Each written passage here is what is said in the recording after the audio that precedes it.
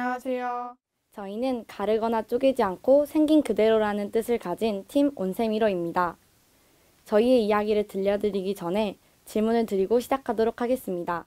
말하지 못하는 상황에서 이마에 붙은 스티커 색으로만 팀을 선정해야 하는 순간이 왔습니다. 모두 각 팀을 찾았지만 혼자 흰색 스티커를 붙이고 있던 사람만 팀을 이루지 못하고 남아 있습니다. 이 상황에서 저희는 어떻게 했을까요? 저희의 이야기 시작하겠습니다. 초창기에 저희 팀은 차별의 양상과 차별의 원인 등 차별에 대해 깊게 생각해 본 적도 없었고 차별에 대한 지식도 많이 부족한 상태였습니다. 이때 워크숍을 통해서 사람들이 차별을 하는 심리적인 이유와 온라인을 통해 혐오 표현과 차별 표현이 확산되는 것을 알게 되었으며 인종차별에 대해 다시 한번 생각해 보게 되었습니다. 또한 코로나라는 상황 아래에서 혐오 표현이 심각하게 확산되고 있다는 걸 알게 되었고 이 프로젝트의 대상이 그 상황에 가장 많이 노출되어 있는 청소년이라는 점도 알게 되었습니다.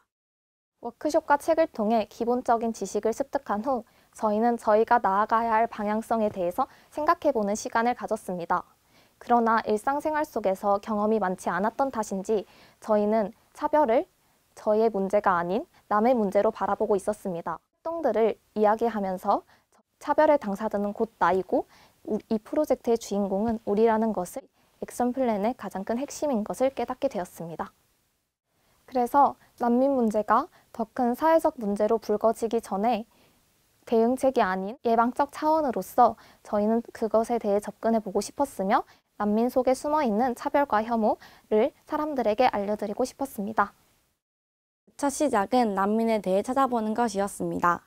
저희는 난민의 현재 상황과 난민에 대한 우리나라의 여론, 그리고 우리나라가 난민을 어떻게 대처하고 있는지에 대해서 찾는 것부터 시작했습니다.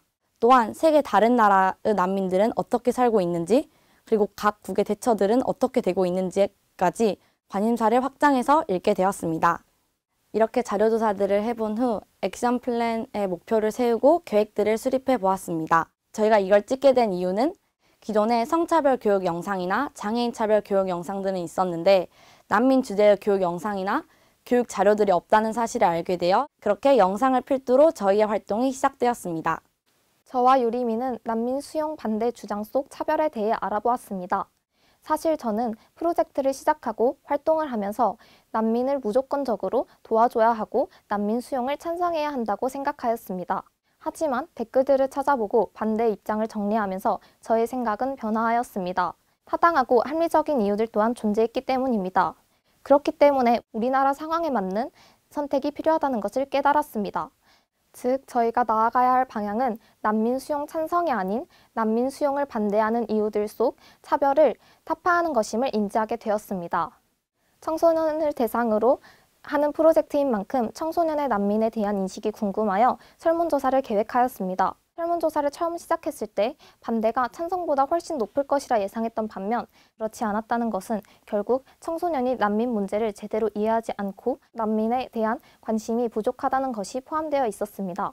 따라서 저희는 논리적 모순과 오류, 차별을 없애고 청소년의 관심을 증대시키는 것 또한 저희의 목적에 포함시켰습니다. 온라인은 알고리즘에 의해 작동하기 때문에 의식이 없거나 관심이 없는 사람들한테는 전달될 수 없습니다. 따라서 저희는 오프라인 활동이 필요하다는 것을 느꼈고 각자가 다니는 학교에 포스터를 부착하였습니다. 액션 플랜의 핵심이라고 할 수 있는 교육 영상을 제작하게 되었는데요. 교육 영상은 난민 차별에 대한 사회인식 바꾸기라는 저희 팀 활동 목적에 가장 걸맞는 활동이었습니다. 그래서 난민 차별 문제를 다루고 있는 대한민국 기사의 헤드라인들을 스크랩을 해서 반대 주장의 논리적 오류를 짚어주었습니다. 또한 이와 같은 질문들을 영상 중간중간에 던짐으로써 영상을 보는 사람들에게 난민 차별에 대해 다시 한번 생각해 보게 하고 차별의 메커니즘 또한 이해시키도록 노력했습니다. 영상을 더 널리 퍼뜨리기 위해 유튜브에 올렸는데요. 여기에서 저희가 간과한 게 있었습니다. 유튜브라는 특성상 난민에 대해 관심이 없는 사람들은 이 영상을 보기 힘든 것이었습니다. 그래서 저희는 인스타와 블로그를 통해 보다 더 많은 사람들에게 저희의 메시지를 전할 수 있었습니다. 저희는 지난 8월부터 올해 2월까지 6개월이라는 시간 동안 점점 오프라인에서 더 자주, 더 길게 만나는 저희의 모습을 발견할 수 있었는데요. 또한 이 프로젝트가 저희의 일상 속에 녹아드는 것을 보게 되었습니다. 발표 맨 처음에 혼자 흰색 스티커였던 사람의 이야기, 기억나시나요? 그 당시에 저희 팀의 대처를 만화로 보여드리면서 이상 발표를 마치겠습니다.